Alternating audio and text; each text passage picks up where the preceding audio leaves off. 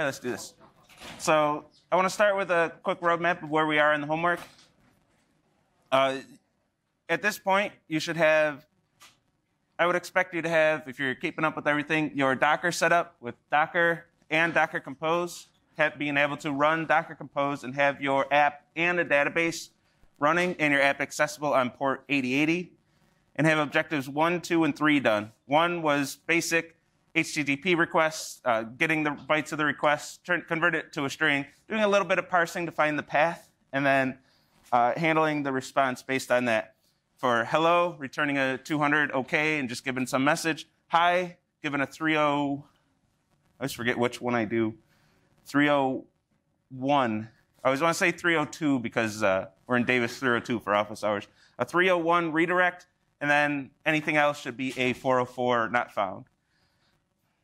Then we did objective 2. You had the sample site, and I'm not sure if I mentioned this in lecture yet or not, but the sample site, you're allowed to change that. You can do your own front end for any of the front end stuff that's given in lecture. If you want to make your own site and host your own site, you're more than welcome and encouraged to do that if you want to play around with web technologies and build some front end stuff.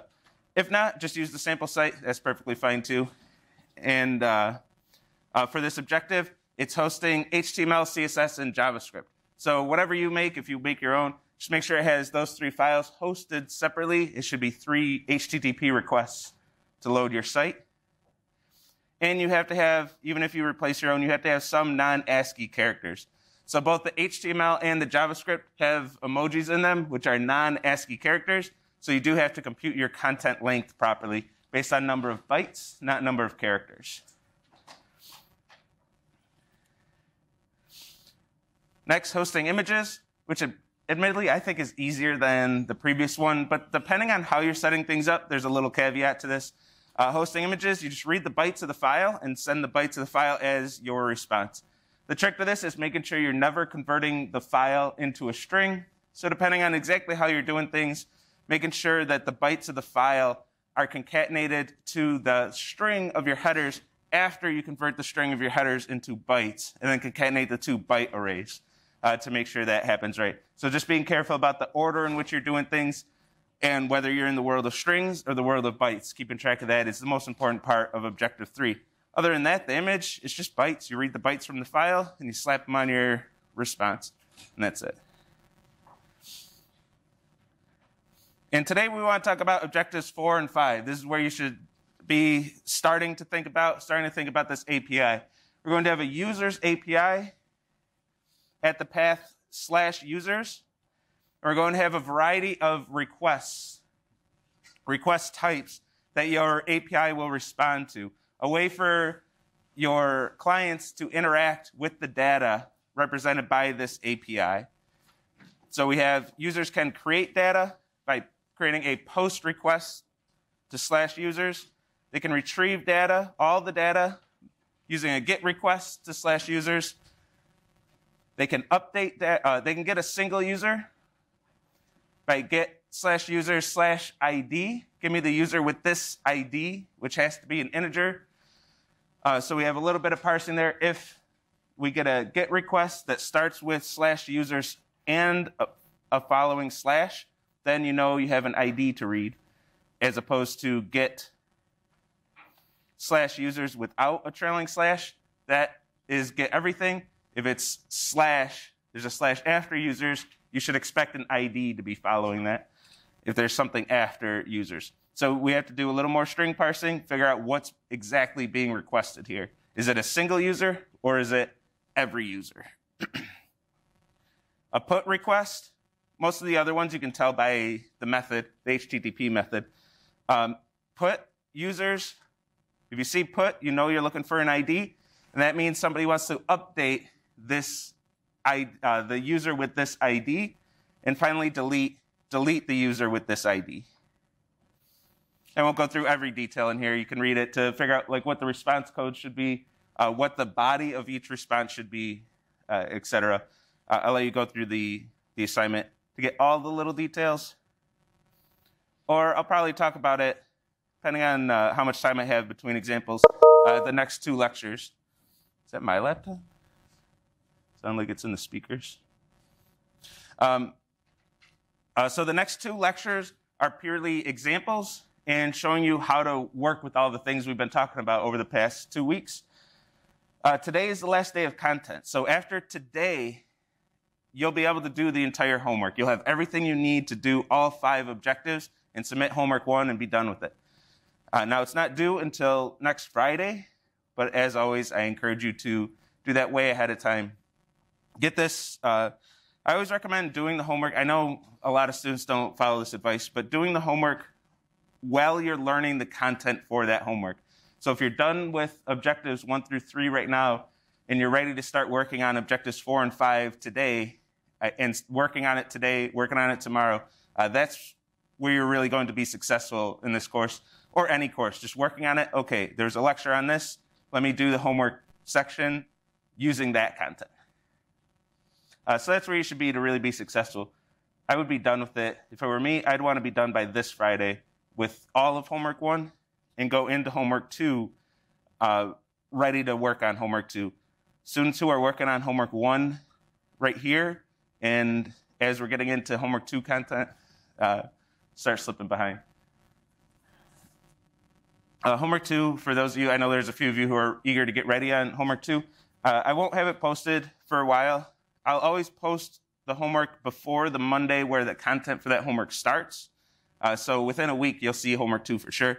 But if you do want to get started, the big part of homework 2 is image uploads. That's the bulk of the difficulty. Really, the whole assignment revolves around image uploads. So users can send post requests where the body of that post request contains an image. That's what we want to work on homework 2. All right. Any questions about where we're at in the course? Or anything? Any questions at all?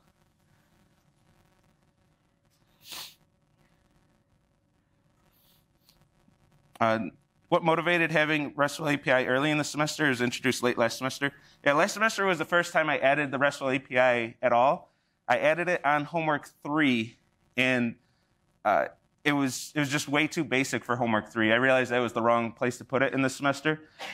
Bless you. The RESTful API is really all about get HTTP methods, get, post, delete, put, and response codes. The 204 created, the 200 OK, 201 content created. It really fits into homework 1 content a lot better when we're introducing HTTP. And I wanted to get the databases earlier.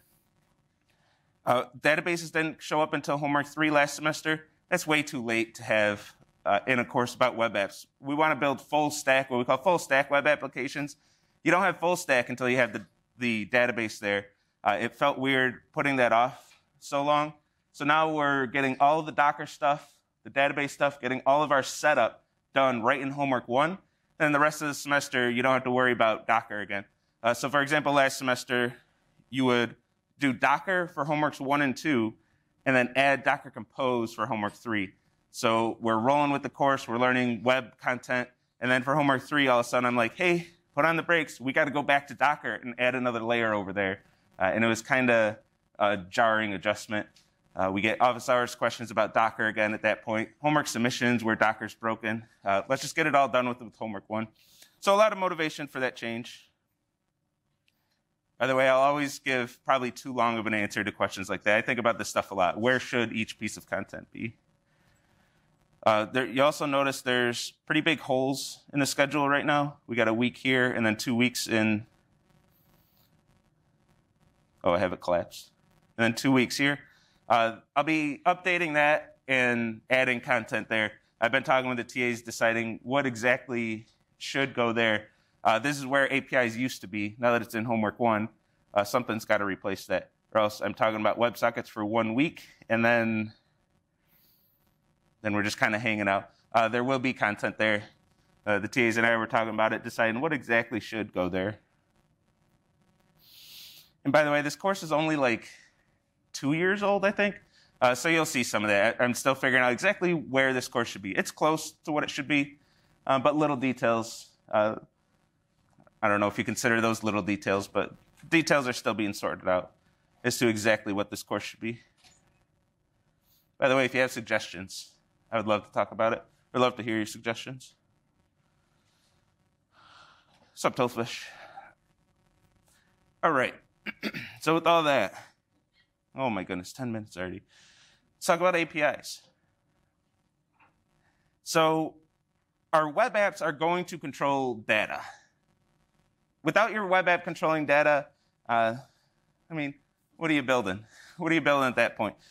So with just hosting the front-end content like we did in Objectives 1 through 3, we can build what I like to call poster sites. You can put up, it's like pinning a poster up on the internet. People can download it, view your poster, get your information, but they can't interact with it at all. To interact with your site, really, you gotta be dealing with data. Getting data, letting users upload data into your server and into your database, and then hosting that data and sending it to all of your users. This is a fundamental aspect of most web apps that we want to use, unless you're just going to like a restaurant's website to look at their menu. Poster sites, just fine for that. You just download their HTML, CSS, and JavaScript, look at their menu, cool. If you want to order food online from that restaurant, they're going to have to work with data. They're going to have to take your order, store that order in a database, send that to the cooks, have them actually be able to cook your food, process your payments. A lot of data moving around once we actually want to do things instead of just disseminate information via our websites. So really, most features of most web apps that you use, it's going to involve data.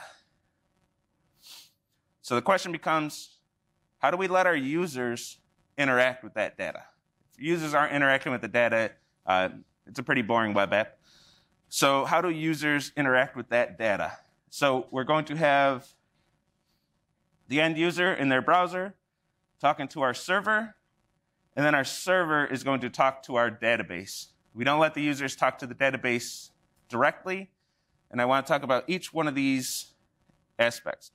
So I'm going to start by kind of forgetting that we have a web app entirely, and just talk about how our server communicates with the database. What operations do we have that we can communicate with the database? And how we're going to structure that. Now, there are a lot of ways you could just kind of willy-nilly just come up with how you're going to communicate with your database. We're going to see a standardized protocol, do I call it a protocol? But a standardized way of communicating with our data called CRUD. And then we'll talk about how our users are going to interact with our server. You put the whole thing together and you got your API. So when our server is communicating with our database, very common in industry to use what's called CRUD operations. So we have 4 operations that we can do with our database with any given piece of data. You can see this in the assignment with the users API. We can create data, we can retrieve data, we can update data, and we can delete data. If you have these 4 basic operations, and I hesitate to say this a bit, and no other operations, then you have a CRUD database set up, which is very easy to work with, hard to mess up. You have very atomic operations here. You don't have any complex queries where somebody's creating a user account, which then creates other data for them. We don't have these very complex operations. It's just strictly, here's a record, create this, give me that record. Very basic operations. We don't want the communication with our database to be complex. 4 basic operations and leave it at that. That's it. If you need to create a user and also create like a billing account for that user, that's 2 operations with your database. Create the user, create the billing account. Don't do it as one operation, one complex operation. So CRUD, very common, something you'll see, you at least very well should see, unless you work for a place that just kind of does what they want to do. But CRUD is something you should see out there in the real world. So let's go through these 4 one at a time. And I'm actually going to sneak in a 5th one. Create the C in CRUD, create a record. I don't have too much to say about that, but here's the syntax. I'll show you the syntax for SQL and also MongoDB. So to create a record in SQL, insert into the name of your table, and then using your prepared statement, get the values for that table in there. So if it's the homework, insert into the user table, assuming that's what you named your table, and the two values, username and email. And then the following lines add the actual username and email from the user into that prepared statement. For MongoDB, we don't care about prepared statements. MongoDB protects us just out the box. Insert, get your collection, so connect to your database server, get your database, get your collection out of that database, and then insert the record.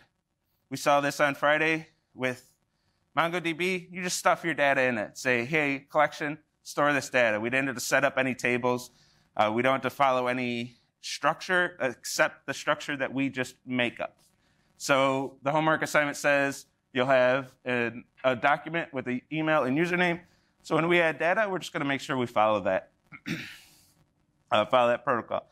You also have an ID in here for the homework. Actually, ID up here as well. When you create a record, you're going to generate that ID. So you have to have an integer ID. It's common to have these start at 1 and just auto increment. But if you're worried about security, sometimes you'll generate random IDs. If you're worried about, I shouldn't say security, but if you're worried about privacy, so for example, if you're auto incrementing and these IDs are available to other people, you'll have a user ID. If you can see somebody else's user ID, you know kind of roughly when they created their account. You're leaking a little bit of information about that user. So if you're concerned with that, seriously, is that my mute button? So if you're worried about that privacy, you might want to do something a little different here. But for our purposes, auto-incrementing, usually this is fine. But if you are worried, if there are, I shouldn't say if you are worried, if there are privacy concerns, you might want to do something else. But auto-incrementing IDs is still pretty common, still pretty used. For MySQL, there's an auto-increment feature. You slap the word auto-increment when you create your table, and you're done. If you're using, and for the homework, these do need to be integers. If you're using MongoDB, there is no auto-increment feature. This is one case where MongoDB is a little tougher to work with than MySQL, so you have a little bit extra work to generate these IDs. MongoDB does create a default _ID value. Do not use this for the homework. When you're using your API, you need to remove these from the responses. They shouldn't show up in any responses. You can't use them as the ID. These are not integer values. They don't fit the criteria of the homework assignment. You can't use these auto-generated IDs. These are going to be hex values. Don't use these. You have to create your own IDs without the underscore, just regular ID, and don't send us these underscore IDs in the responses. Don't just take the whole object and shove it in the response. If we see underscore ID and also ID,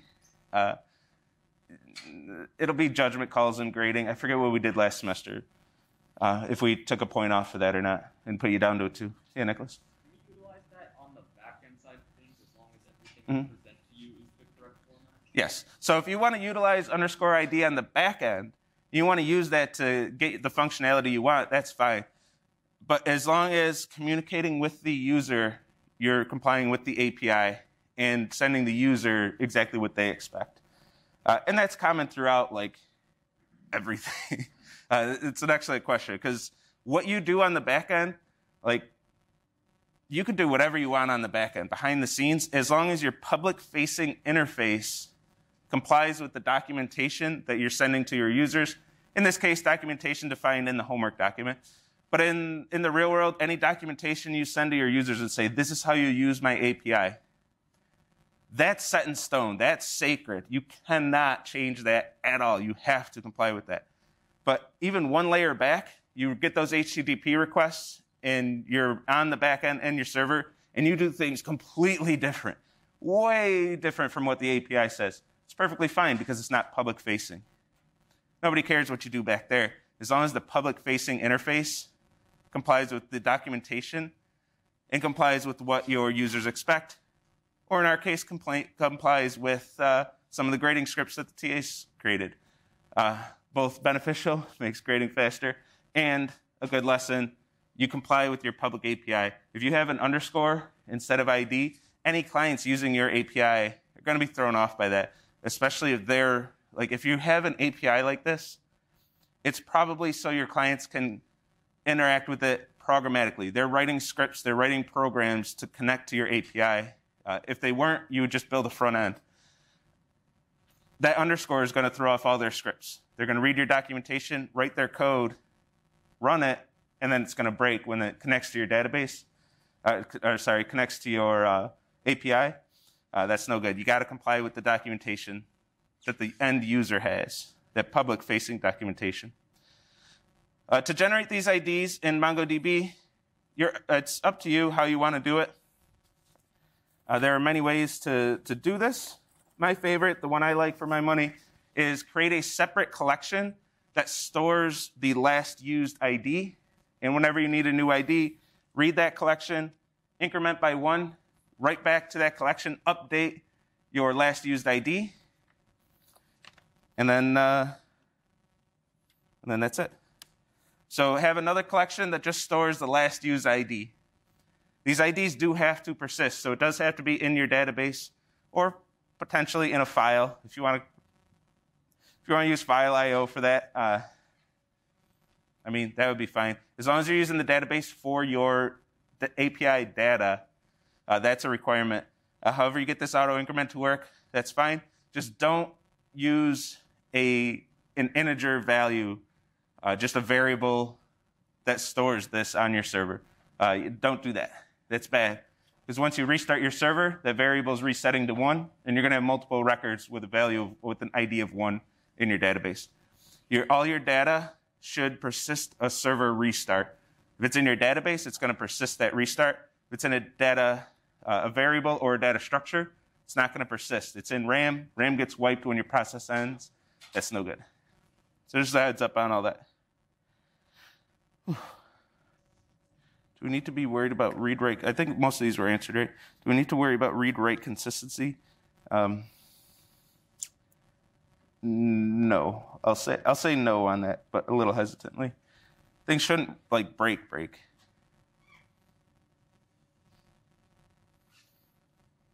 Auto increment on MongoDB likely cause consistency issue? I'm not quite sure what you mean by that. Can you use a long for the ID? Yeah, sure. So when the ID is sent to the user, it's a JSON string. So it's not a long or an int. It's not a number, or I guess it is a number. It's a JSON number. So if you want to use long instead of an int, that's fine. Because the public-facing interface, the end user, won't know. Yeah, JSON numbers have no limit. Retrieve. Retrieve, which is often called list in this form, retrieve every record and return them all. And for our cases, we're going to return them as a JSON array of all of the records, every single record. SQL, this is our select star. Mongo, find, and then just find everything. Give me every single record. This is often called just list, and retrieve is retrieving a single record. So technically, when you have list, when you have this operation on your CRUD operations, it's technically CRUDL. You'll see this. If you see this ever, that's somebody saying, well, technically we have a list operation, so it's CRUDL. I think this just sounds worse. I think CRUD rolls off the tongue a lot easier. For no other reason, I like to use CRUD instead of CRUDL. I think CRUDL just kind of sounds silly. So it's technically CRUDL what we're doing here. Somebody says, well, we have a CRUDL database. Don't be thrown for a loop. They're just saying we have the list operation. But most of the times you're going to hear this called CRUD, even if you have a list operation, because I think a lot of people agree with me that CRUDL just sounds silly. So we say CRUD. And I'll just call that another retrieve instead of list. Regular retrieve is getting a single record by ID. Select star from user where ID equals whatever ID you're looking up. Or user collection.find the ID where ID equals this. here there should be, I should probably use my prepared statement for this, but I would verify that that is a well-formed integer value. I should probably also use a prepared statement, to be honest, but make sure this is an int, and then also do a prepared statement. I should update that slide. Update a record. In SQL, it's just like inserting, except you're going to use the update and a where. So I'm updating to set these parameters where the ID is 5. MongoDB, update, query, update everything with an ID of 5, which should only be a single record. As long as you're managing your IDs properly, these should be unique. And then use this $set.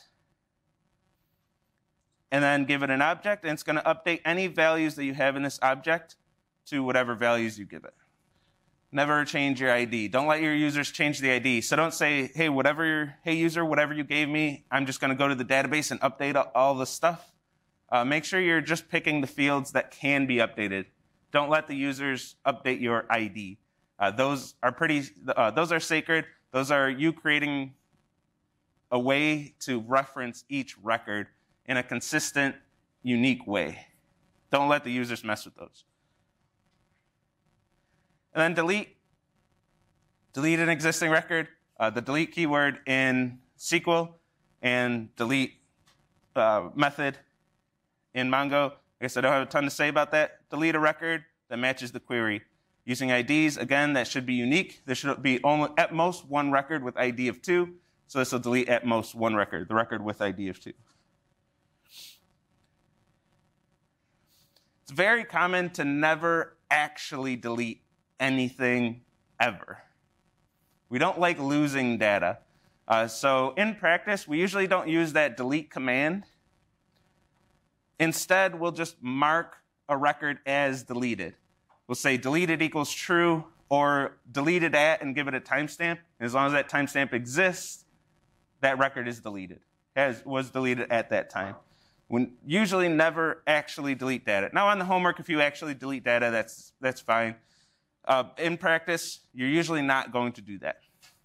You mark it as deleted, and this way you have a few advantages. One, you preserve history.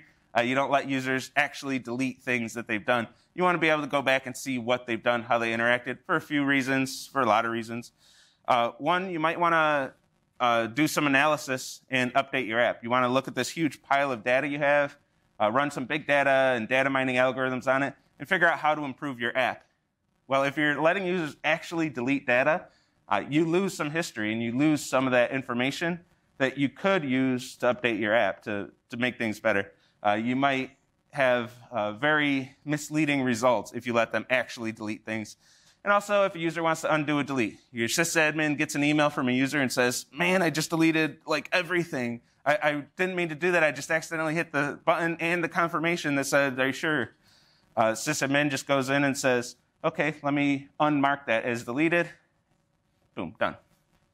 If you actually delete it, though, that data's actually gone, and you can't satisfy that user. The user's going to be pretty mad. They're probably going to use a different service after that. All right, any questions on that stuff? Yes? So, for example, for like the homework, if we have like users 1, 2, and 3, and then we delete user 2, are we, like, on the next time that we like input a user, like for user 4, should they have the ID of 2 or 4? That's up to you. So the question is, if, say I have users 1, 2, 3, user 2 is deleted, and then a new user is created, what ID should they get? Should they get 2 or 4? I'll leave it up to you what you want to do. For my money, I would give them ID of 4, just in case user 2, like what we're with the soft deletes, if user 2 says, oops, I didn't mean to delete my account. If they want to restore their account and you already reused ID 2, you're going to have some trouble there. So I would go to 4. For the homework, either one is going to be fine. As long as the IDs of all non-deleted users are unique, we'll be okay with grading. Any other questions? In PlayPluck, I'm not quite sure I understand your question fully. I don't want to mislead you. I don't want to answer this and give incorrect information. But I don't think you can use JSON directly in Postgres. I feel like that's true since it's relational. Or maybe you're answering someone's question. I'm just not quite sure.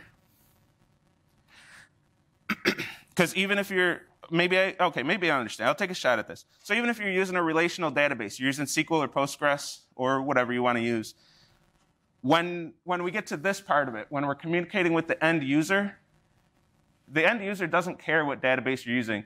When they interact with your server, they're interacting with JSON strings, and those JSON strings are the exact same format no matter what database you're using on this end. So it's your server's job to say, hey, Postgres, give me your data. It might be longs, it might be ints, it might be whatever for the IDs. But your server is going to take all that data, jam it into a JSON string, and send it as a JSON string to the end user. So even if you are using a relational database, the end user still sees JSON strings. So the end user doesn't care that you use ints versus longs. The end user sees JSON numbers, which don't have any limits. I think that's my best guess of what you're asking there, or where your comment is. But if I missed it, let me know. So let's look at the other end of this. How do our users interact with our server? We know how our server is going to interact with our database, CRUD operations. How do our users interact with our server to be able to get to those CRUD operations? So we're not giving our users direct access to the database. We don't want the users touching that database. We want to filter everything. Maybe filter is the wrong word, but we want to process everything, mostly for security reasons. The users don't get to touch our database, or else they're going to say, give me all the data for every user. And all your users are getting spam emails and things like that. Don't give them access to the database. They're going to access our database through HTTP requests. They're going to send us requests, and those requests are going to tell us how to interact with the database. We get a GET request. That means we're going to make a select statement or a find using Mongo. We're going to talk to our database and say, give me some data, process that data into JSON strings, and then send that data over to the end user. So we're going to have them send HTTP requests. Server interprets them, converts those into database queries, and do a little bit of security if you're using MySQL or any SQL-based database, making sure you're using prepared statements, making sure you're not vulnerable to SQL injection and the like. So they're going to send GET requests to do the retrieves, post to create, put to update, and delete to delete. And GET's going to be retrieve and list. So before we get into those and go through those one by one, I want to talk about post versus put. So post we're using for creating records. Put we're using for updating records. Why are we using two different request types? And this came up briefly in a previous lecture. Somebody asked it real quick. I gave a real quick explanation. Post and put are both used to send data to the server. They're both going to have content length, content type, and a body. It's users saying, hey, server, here's some data. The difference between the two is that put is going to be idempotent. Put has to, I'm always hesitant to say has to be. Put really, really, really, really should be idempotent is the big difference here. With put, your server is not processing the request at all. It's just taking the request from the user, maybe processing for security issues in that, but we're not messing with the data at all. We're not applying any logic to that data. We're just directly using that data and directly sending it to our database. And idempotent, which the next slide I'll talk about what that means. The post request is going to require the server to process the data. So for our purposes, when we create, the server has to take this request and assign it an ID. Here's a new username and email. Your server says, okay, this is a new record. Let me figure out what ID this is going to get, attach that ID to the record, then attach that record to the database. That ID is something your server processed. It's not something the end user gave you or generated. The server processed that. With a put, the user is saying, here's an email and username for this ID. The record with this ID, their username and email should be this. Whatever it was, I don't care. This is what it should be now. and then your server just takes that data, looks up the record, and says, okay, record, here's where your stuff is now. No processing. I say should. I want to say must, but I have to hedge a little bit. These are just words. These are just strings, or rather bytes, that are sent in an HTTP request. There's no magic here, but the HTTP protocol says if you publicize that you use a post request, then this is what it should be. It should be telling the end user that your server is going to process that in some way and that it's not idempotent. If you say, here, access this part of my app or this part of my API using a put request, you're communicating to your end users that that will be idempotent and that you're not going to process anything.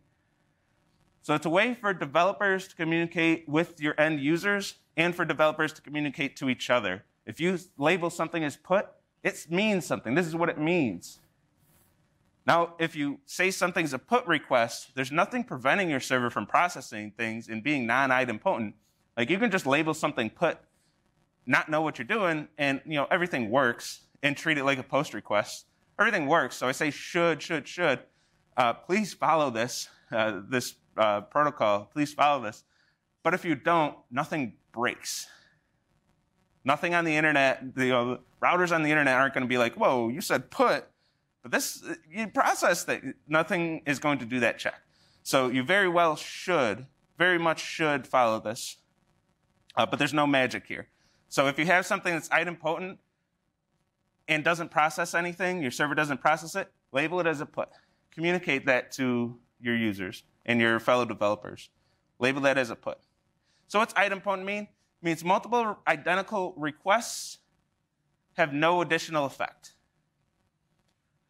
So with a put request, update record number 5 to this email address and this username. If you send that request 100 times, it's the same exact effect as if you sent it once.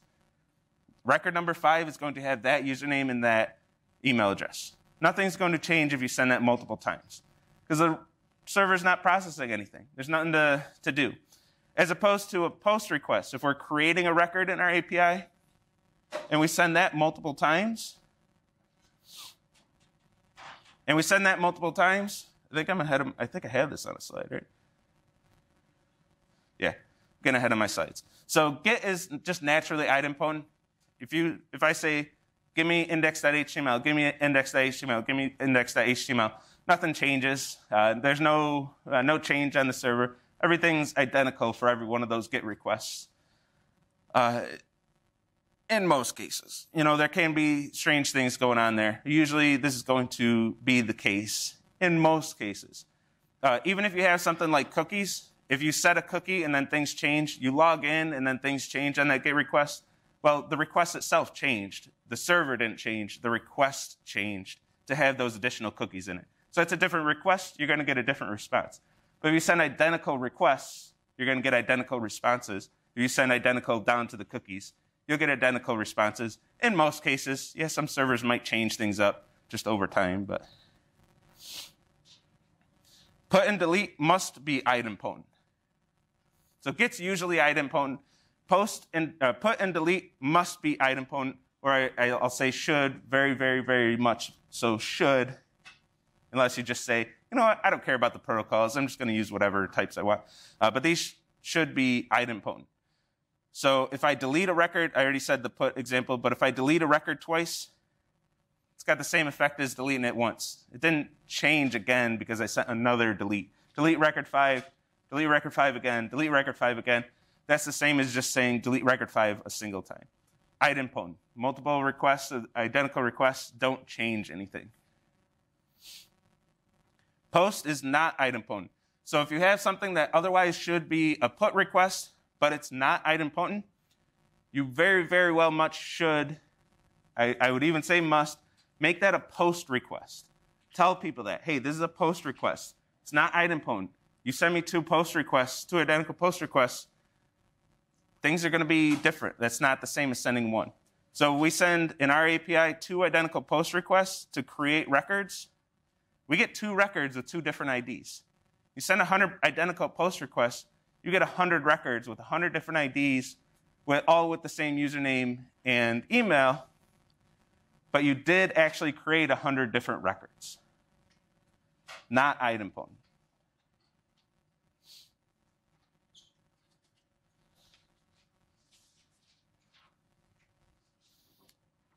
8 minutes. I think I'll skip through these slides a little quick. But RESTful API is short for representational state transfer. We're going to use HTTP. So REST is an API. What do I even call REST? It's a thing. We're going to use HTTP. This is independent of HTTP. You could have a RESTful API that's not even related to the web at all. You could have it embedded in a hardware device, for example, and still have a RESTful API. We're going to use HTTP because this is a web course, but RESTful is more than the web. It can live outside of the web. REST is not a protocol. It's not a standard. I'll call it a thing. I guess that's the best way we can describe it. There's no RFC for this. You can't look up the official documentation for RESTful API. I knew I was going to do this. I'm going to blank on the name. But it was somebody's PhD dissertation. They defined what a RESTful API is, published it as their dissertation, and that's the only real documentation on RESTful API. There's no official organization who endorses this is what RESTful API is. Everyone just refers to that dissertation or somebody else's interpretation of that dissertation, and we kind of interpret it how we may. Because of this, RESTful is fairly loosely understood. There's a lot of debate online about what it even means to be a RESTful API. So some of the things I say, you'll be able to find a lot of contradictory statements. A lot of people agree with me and a lot of people disagree with me when I talk about RESTful APIs. So take everything with a grain of salt. My recommendation and what I like to do is just don't take RESTful, the word, the term, very seriously. Kind of treat it as a loose idea. I like to think of this the same way I think of agile development. Agile development, software development, it's a good idea. It's a very abstract concept that's good to kind of follow. I like to think of RESTful API the same way. Don't look at that dissertation and say, we must follow every single line in this dissertation. Just kind of take it as a good idea and kind of follow it to the extent that it makes sense for your project or your organization. So that's my disclaimer here with that. And then typically in API, the way developers talk about RESTful is something can be more or less RESTful on a relative spectrum. If we do this, we'll be more RESTful. If we do that, we'll be less RESTful. Instead of either this is RESTful or it's not RESTful, we kind of use it as a sliding scale. Let's try to be mostly RESTful, but not to the detriment of our project. We're not going to follow it to the T. The homework API is mostly RESTful, I would say. It's mostly RESTful. We're pretty much following the core tenets of it, but there are a few things that you can point to and say, that's not RESTful, that goes against the dissertation, that's not right. There are a few things that you can talk about with that. So what is RESTful? There are a variety of constraints, these high-level constraints that say, follow this to be a RESTful API. And I'll summarize each one of them. Client-server architecture, and it needs to be stateless. Well, we're using HTTP. HTTP is a client-server protocol, and it's stateless, so good on us, we're done. We got that one satisfied, 100%. Can't really mess that one up. Actually, we can. I'll hedge that a little bit. The statelessness is pretty easy to break. For example, if your RESTful API has authentication, this is a hot source of debate with RESTful APIs. If you have authentication, you inherently have state on the server that changes the way the server interacts based on that authentication, based on some authentication data stored on the server. It's not stateless at that point. Do we care? I'd say no. But any API with authentication is not stateless. Which authentication is used, achieved through cookies. The cacheability information of any interaction with the RESTful API needs to be clearly stated. This is one we don't have. The homework, we don't have that. We don't have all our Caching headers, we're not setting all those. So didn't quite hit RESTful API with that. But an API should have all their cacheability data in the responses, in the headers of the responses, in our case, using HTTP. Should be a layered system, means we can add a layer. So we have the user communicating with our API. We should be able to add a layer in between there and still be fine.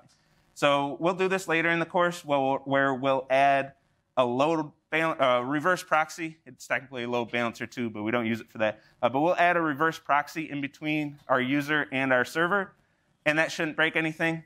We have that constraint. We got that pretty much automatically by using HTTP. There should be a uniform interface. Everything should be specified of how to interact with the API without relying on any outside documentation about the API. So the responses should tell you all the operations that you can do on that data.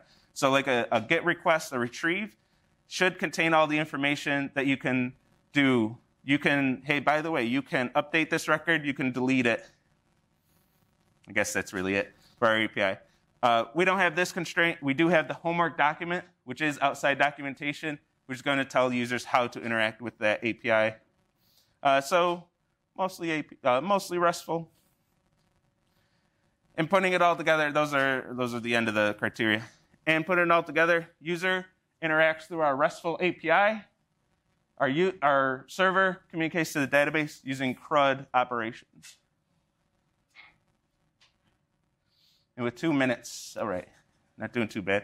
I've been getting these lecture questions in 116 and 312 a little late. I want to give you enough time to do these things. So 2 minutes, that's all I had to say. So once you're done with the lecture question, you can go. And I'll see everyone Wednesday.